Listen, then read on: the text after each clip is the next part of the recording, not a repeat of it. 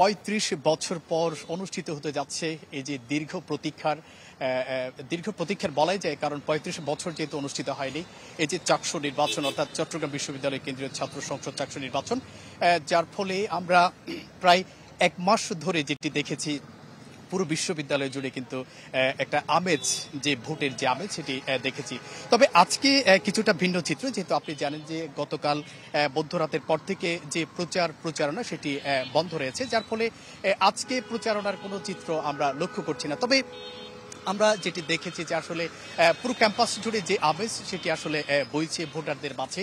একই সাথে যে বিশ্ববিদ্যালয়ের প্রশাসন, অর্থাৎ চাকসু নির্বাচনের যে নির্বাচন কমিশন কর্তৃপক্ষ যারা আছে, তারাও কিন্তু ভোটের যে প্রস্তুতি সেটি নিচ্ছে। তবে আজকে মূলত যে বিষয়টি হবে সেটি হচ্ছে যে ভোটের যে সরঞ্জাম সেটি বিতরণ করা হবে। একই সাথে যে আইন শৃঙ্খলা বাহিনী এখানে নিয়োজিত থাকার কথা বলা হচ্ছে, সেটিও ধীরে ধীরে কিন্তু প্রস্তুতি নেওয়া হচ্ছে। তো এখানে মোট পদে ২৬টি পদে কিন্তু তারা প্রতিদ্বন্দ্বিতা করছেন প্রার্থীরা।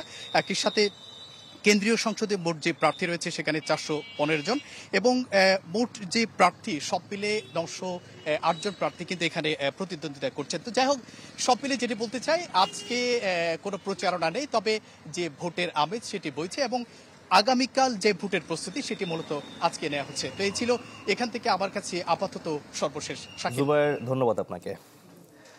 দর্শক, চাকসু নির্বাচনের শেষ মুহূর্তের খবরাখবর জানাচ্ছিলেন আমাদের সহকর্মী জুবায়ের মঞ্জুর।